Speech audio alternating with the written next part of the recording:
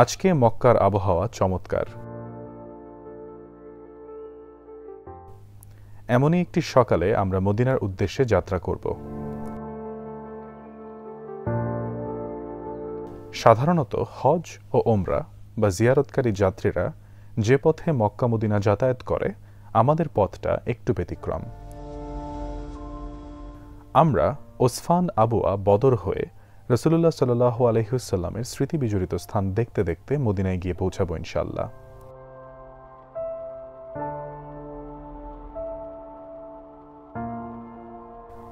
প্রত্যেক সকালের মতো জিয়ারতে আসা হাজিরা মক্কার বিভিন্ন ঐতিহাসিক স্থানগুলো দেখতে বেরিয়ে পড়েন বিভিন্ন পরিবহনে। কাবার মেহমানরা কেউ হারামমুখী, কেউ আবার হারাম থেকে বের হয়ে হোটেলমুখী। ফজর থেকে জোহর লম্বা সময়।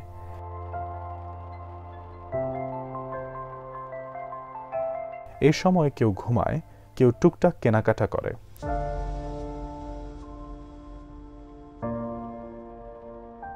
কেউ মক্কার ঐতিহাসিক স্থানগুলো দেখতে চেষ্টা করে। কেউ আবার বায়তুল্লায় ইবাদত বন্দেগীতে সময় ব্যয় করে। সকাল সন্ধ্যা হারামের চারপাশে ভিড় ভাট্টা লেগেই থাকে। মক্কা আধ্যাত্মিক শহর, মক্কা ইবাদতের শহর। মক্কার অনেক ফজিলত আছে।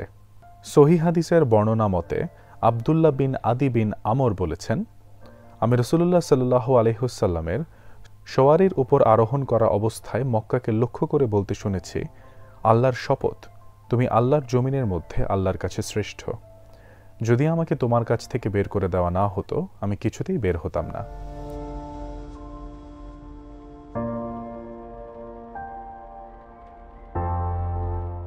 আমরা মদিনার উদ্দেশ্যে গাড়িতে ওঠার আগে বাইতুল্লাহ লাগোয়া একটি ঐতিহাসিক রাসূলুল্লাহ সাল্লাল্লাহু আলাইহি ওয়াসাল্লামের স্মৃতি বিজড়িত কূপ দেখব। নাম বীরে জুতোয়া। বীরে জুতোয়া মক্কার প্রসিদ্ধ কূপসমূহের মধ্যে অন্যতম। এটি মক্কার জারওয়ালে অবস্থিত। হাদিসে এই কূপের আলোচনা এসেছে।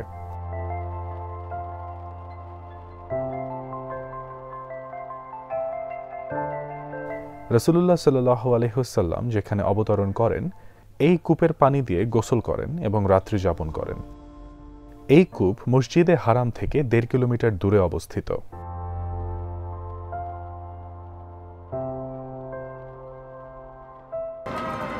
নবী করিম সাল্লাল্লাহু আলাইহি সাল্লাম তিনি যখন হজ এবং ওমরার জন্য ইহরাম বেঁধে মক্কা এসেছিলেন, তখন এইটা ছিল একটা ওয়াদি বা উপত্যকা।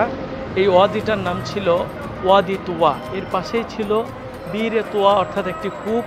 এই জায়গায় রাসূলুল্লাহ সাল্লাল্লাহু আলাইহি সাল্লাম রাত্রি যাপন করেছেন। এই বীরের পানি দিয়ে সকালে গোসল করেছেন এবং তিনি পবিত্রতা অর্জন করে এখানে ফজরের সালাত আদায় করেছেন।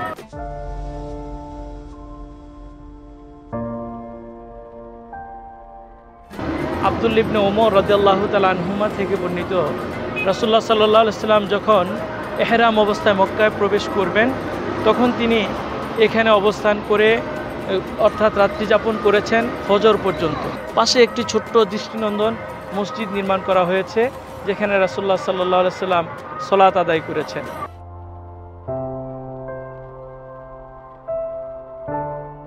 এখন অবশ্য এটা পরিত্যক্ত বলতে এখানে আর সরাসরি কাউকে আসতে দিচ্ছে না, তবে মোটর এবং পাইপের মাধ্যমে পানি তোলার ব্যবস্থা তারা করেছেন এবং এটা সংস্কার কাজ চলছে, যে জন্য এখন আর আমরা পানি নিতে পারছি না। হয়তো অল্প কিছু দিনের মধ্যেই এটা জনসাধারণের জন্য ওপেন করে দেওয়া হবে ইনশাআল্লাহ।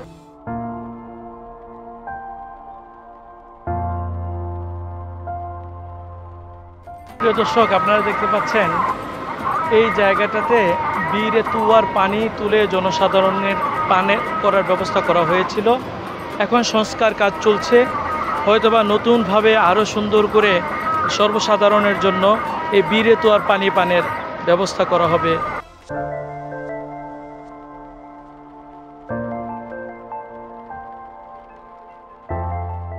মক্কা মদিনা এক্সপ্রেস হাইওয়ে ধরে আমরা যাচ্ছি মদিনা মুনাওয়ারার দিকে। আজ আমাদের গন্তব্য তানঈম। এটি মক্কার একটি জায়গার নাম। বিভিন্ন কারণে এই জায়গাটির গুরুত্ব অপরিসীম।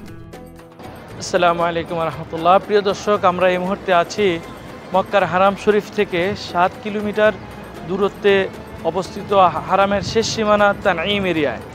এই এরিয়ায় একটি মসজিদ নির্মাণ করা আছে। সেই মসজিদটির নাম হচ্ছে মসজিদ আয়েশা রাদিয়াল্লাহু তাআলা আনহা।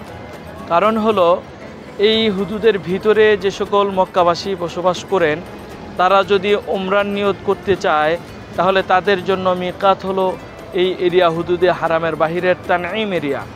রাসূলুল্লাহ সাল্লাল্লাহু আলাইহি সাল্লাম যখন প্রায় 1400 সাহাবায়ে কেরামদেরকে নিয়ে উমরার উদ্দেশ্যে রওনা করেছিলেন, হজের উদ্দেশ্যে রওনা করেছিলেন, নবী করিম সাল্লাল্লাহু আলাইহি সাল্লামের সাথে হজের উদ্দেশ্যে ইহরাম অবস্থায় আম্মা জান আয়েশা রাদিয়াল্লাহু তাআলা আনহাও ছিলেন।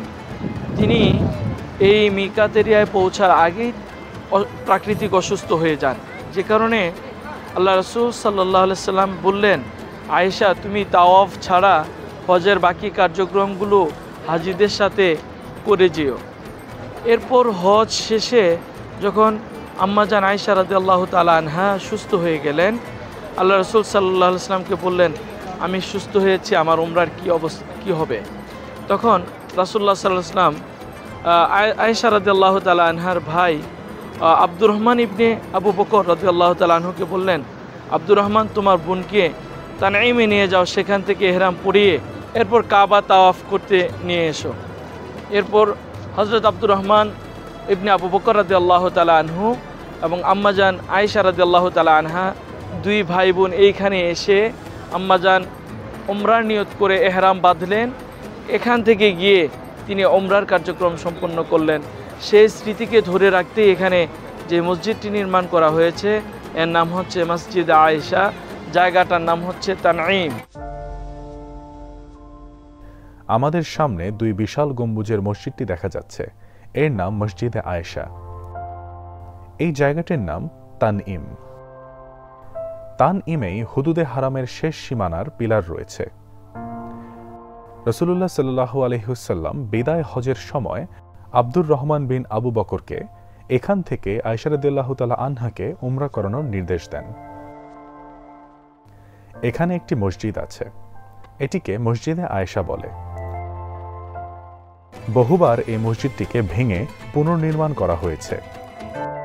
সম্প্রতি এই মসজিদটিকে অতি সুন্দর বৃহদাকার এক মসজিদে রূপান্তরিত করা হয়েছে। বর্তমানে এটি একটি সর্বাধুনিক দৃষ্টিনন্দন ডিজাইনের মসজিদ। উমরার এহরাম বাঁধা লোকজনের অজু গোসলের জন্য পানি ও টয়লেটের সুন্দর ব্যবস্থা আছে। এই মসজিদটির বর্তমান আয়তন হচ্ছে ৬,০০০ বর্গমিটার। তাতে একসাথে ১২,০০০ মুসল্লি নামাজ পড়তে পারে। মসজিদটিতে দুটো সর্বাধুনিক ডিজাইনের মিনার তৈরি করা হয়েছে। মহিলাদের নামাজ পড়ার সুব্যবস্থা রয়েছে। ইবনে জুবায়ের রাদিয়াল্লাহু তাআলা আনহু কাবা শরীফ নির্মাণ শেষে এই মসজিদটি সংস্কার করেন এবং এতে কাবাতি কাপড়ের গেলাফ লাগান। তারপর তিনি আহ্বান করেন যে আমার প্রতি খলিফা হিসেবে যাদের সামর্থ্য আছে তারা যেন উট কুরবানি করে, যাদের এই সামর্থ্য নেই তারা যেন ভেড়া জবাই করে, যাদের এতটুকু সামর্থ্যও নেই তারা যেন নিজেদের সাধ্যমতো দান সাদকা করে। তার আহ্বানে সবাই পায়ে হেঁটে তানঈমে যান এবং সেখান থেকে উমরার এহরাম বাঁধেন।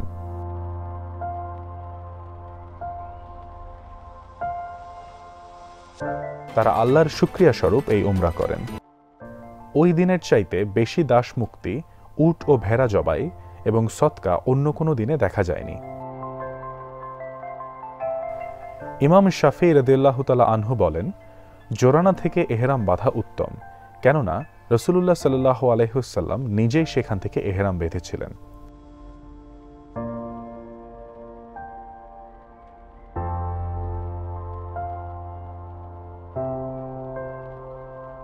আয়েশা মসজিদ দেখার পর আমরা আবার যাত্রা শুরু করলাম।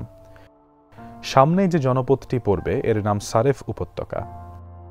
মসজিদে হারাম থেকে সারেফ উপত্যকার দূরত্ব ৬ মাইল। জুম্মুম এবং মক্কার মাঝামাঝি এর অবস্থান। আমরা চলে আসি ওয়াদি সারেফে।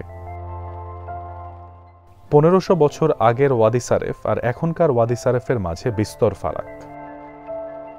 এখন ওয়াদি সারেফ একটি আধুনিক জনপদ। এলাকাটি উত্তর মক্কার প্রবেশদ্বার হিজরা সড়কের উপর এবং সড়কটি বর্তমানে এক্সপ্রেস রোড হিসেবে পরিচিত। ওয়াদি সারেফের বর্তমান নাম হচ্ছে নাওয়ারিয়া। এই উপত্যকায় আম্মাজান মাইমুনা বিনতে হারেস হেলালি রাদিয়াল্লাহু তাআলা আনহার সাথে রাসূলুল্লাহ সাল্লাল্লাহু আলাইহি ওয়াসাল্লামের বিয়ে হয়েছিল। এই উপত্যকার মেয়ে ছিলেন মাইমুনা রাদিয়াল্লাহু তাআলা আনহা।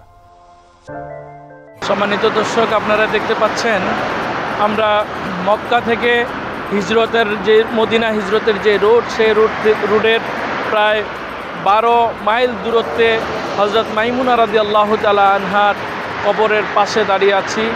তিনি এই সারেফ উপত্যকা বা ওয়াদিয়া সারেফের অধিবাসী ছিলেন। বর্তমান যেই এরিয়াটার নাম হচ্ছে নাওয়ারিয়া, এই এরিয়াতেই তিনি বসবাস করতেন। রাসূলুল্লাহ সাল্লাল্লাহু আলাইহি সাল্লাম যখন নবম হিজরিতে ওনার কাজা উমরা এবং হজ করতে আসেন, এই এরিয়ায় আসার পরে তিনি রাসূলুল্লাহ সাল্লাল্লাহু আলাইহি সাল্লাম হযরত মাইমুনা রাদিয়াল্লাহু তাআলা আনহাকে বিয়ের প্রস্তাব দেন এবং এই এরিয়াতেই ওনাদের শুভ বিবাহের সম্পন্ন হয়। উমরা করার পরে ফিরে যাওয়ার সময় এই এরিয়াতেই তাদের বাসর হয়। প্রিয় নবী সাল্লাল্লাহু আলাইহি সাল্লামের এই মহিয়সী আম্মাজানের ব্যাপারে মন্তব্য হচ্ছে, তিনি তাকে রাসূলুল্লাহ সাল্লাল্লাহু আলাইহি সাল্লামের জন্য ওয়াকফ করেছিলেন, যে কারণে আল্লাহ তাআলা আয়াত নাজিল করে দিয়েছেন। সূরা আহজাবের 25 নম্বর আয়াতে আল্লাহ তাআলা বলেছেন যে ওই মুমিন নারী যে তার নিজেকে রাসূলের জন্য ওয়াকফ করে দিয়েছেন। অর্থাৎ কাতাদা রাদিয়াল্লাহু রাহিমাহুল্লাহ তিনি বলেন, উম্মুল মুমিনিন হযরত মাইমুনা রাদিয়াল্লাহু তাআলা আনহা তার নিজেকে রাসূলুল্লাহ সাল্লাল্লাহু আলাইহি সাল্লামের জন্য ওয়াকফ ঘোষণা করেছেন।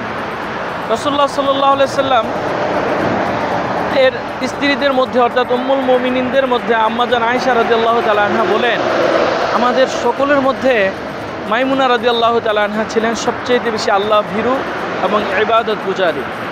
আল্লাহ তাআলা এই মহিয়সী আম্মাজানকে জান্নাতের সর্বোচ্চ মর্যাদা দান করুন।